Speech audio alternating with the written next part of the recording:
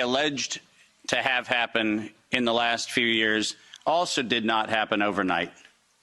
In fact, the very specific pandemic using coronavirus began in a very different time. And we'll try to advance the slides here with one of these things. Oh, there we go. Most of you don't know that coronavirus as a model of a pathogen was isolated in 1965. Coronavirus was identified in 1965 as one of the first infectious replicatable viral models that could be used to modify a series of other experiences of the human condition. It was isolated once upon a time associated with the common cold. But what's particularly interesting about its isolation in 1965 was that it was immediately identified as a pathogen that could be used and modified for a whole host of reasons. And you heard me correctly, that was 1965. And by the way, these slides are public domain. You're welcome to look at every single reference. Every comment that I made is based on published material, so do make sure that you look at those references. But in 1966, the very first COV coronavirus model was used as a transatlantic biological experiment in human manipulation. And you heard the date, 1966. I hope you're getting the point of what I'm saying. This is not an overnight thing. This is actually something that's been long in the making. A year before I was born, we had the first transatlantic coronavirus data sharing experiment between the United States and the United Kingdom. And in 1967, the year I was born, we did the first human trials on inoculating people with modified coronavirus. Isn't that amazing? 56 years ago, the overnight success of a pathogen that's been 56 years in engineering. And I want that to chill with all of you. Where were we when we actually allowed, in violation of biological and chemical weapons treaties, where were we as a human civilization when we thought it was an acceptable thing to do to take a pathogen for the United States and infect the world with it? Where was that conversation? And what should have been that conversation in 1967? That conversation wasn't had. Ironically, the common cold was turned into a chimera in the 1970s. And in 1975, 1976, and 1977, we started figuring out how to modify coronavirus by putting it into different animals, pigs and dogs. And not surprisingly, by the time we got to 1990, we found out that coronavirus as an infectious agent was an industrial problem for two primary industries, the industries of dogs and pigs. Dog breeders and pigs found that coronavirus created gastrointestinal problems, and that became the basis for Pfizer's first spike protein vaccine patent, filed, are you ready for this, in 1990. Did you hear what I just said? 1990. Operation Warp Speed? I'm sorry. Where's the warp and the speed? Pfizer, 1990, the very first spike protein vaccine for coronavirus. Isn't that fascinating? Isn't it fascinating that we were told that, well, the spike protein is a new thing. We just found out that that's the problem. No. As a matter of fact, we didn't just find out it was not just now the problem. We found that out in 1990 and filed the first patents on vaccines in 1990 for the spike protein of coronavirus.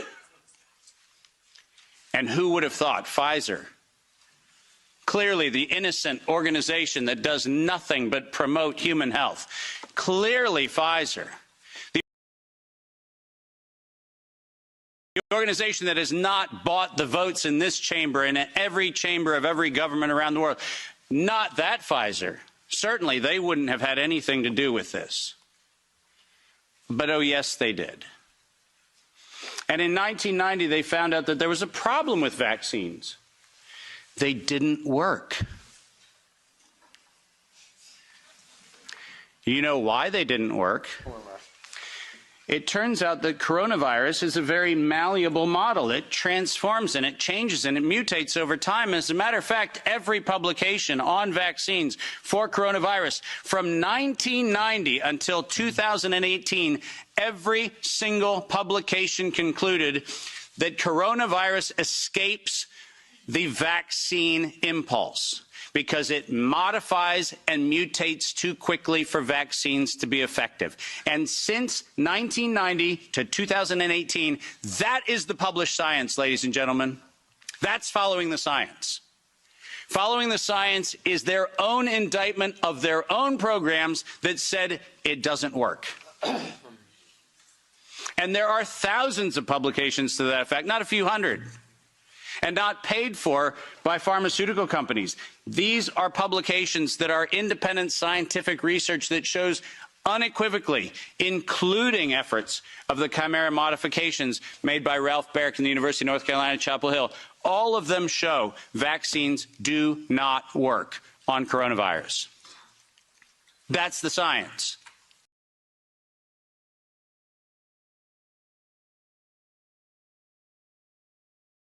And that science has never been disputed. But then we had an interesting development in 2002. And this date is most important. Because in 2002, the University of North Carolina, Chapel Hill patented, and I quote, an infectious replication defective clone of coronavirus. Listen to those words, infectious replication defective. What does that phrase actually mean? For those of you not familiar with language, let me unpack it for you. Infectious replication defective means a weapon. It means something meant to target an individual, but not have collateral damage to other individuals. That's what infectious replication defective means. And that patent was filed in 2002 on work funded by NIAID's Anthony Fauci from 1999 to 2002, and that work, patented at the University of North Carolina, Chapel Hill, mysteriously preceded SARS 1.0 by a year. Dave, are you suggesting that SARS 1.0 wasn't from a wet market in Wuhan? Are you suggesting it might have come from a laboratory in the University of North Carolina, Chapel Hill? No, I'm not suggesting it. I'm telling you that's the facts. We engineered SARS. SARS is not a naturally occurring phenomenon. The naturally occurring phenomenon is called the common cold. It's called influenza-like illness. It's called gastroenteritis. That's the naturally occurring coronavirus. SARS is the research developed by humans weaponizing a life system model to actually attack human beings. And they patented it in 2002.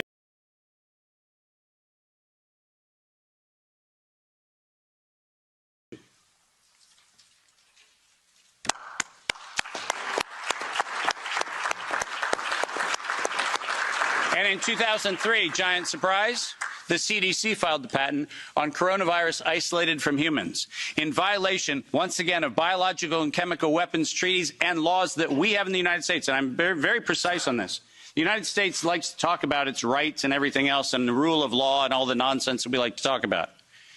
But we don't ratify treaties about, I don't know, defending humans. We conspicuously avoid that. We actually have a great track record of advocating for human rights and then denying them when it comes to actually being part of the international community, which is a slightly problematic thing. But let's get something very clear.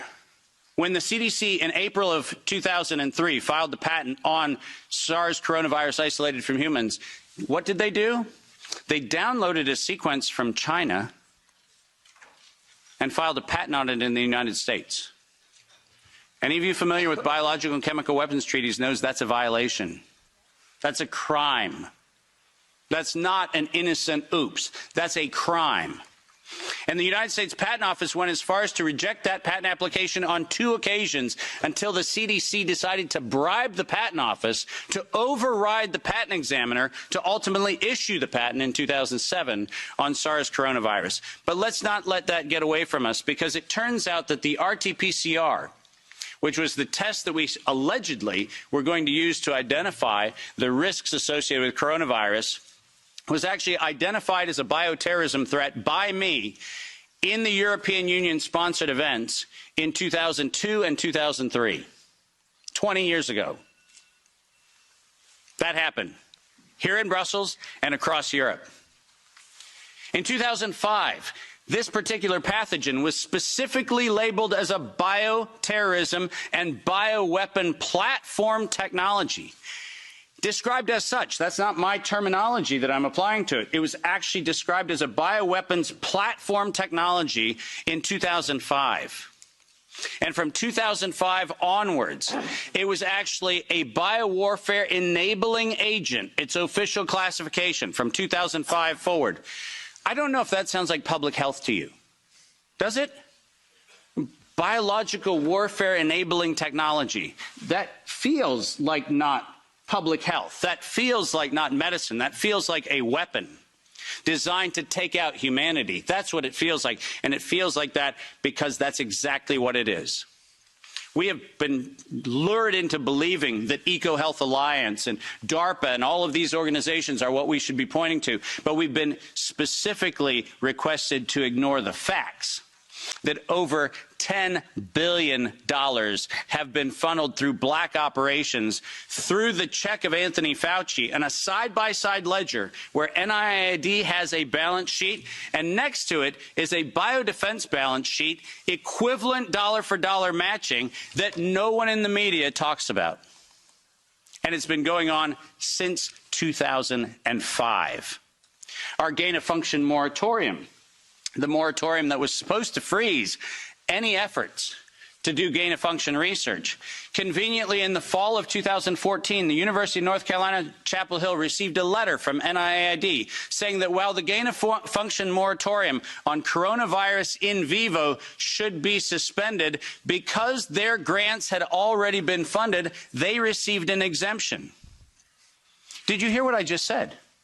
A biological weapons lab facility at the University of North Carolina, Chapel Hill, received an exemption from the gain-of-function moratorium so that by 2016 we could publish the journal article that said SARS coronavirus is poised for human emergence in 2016.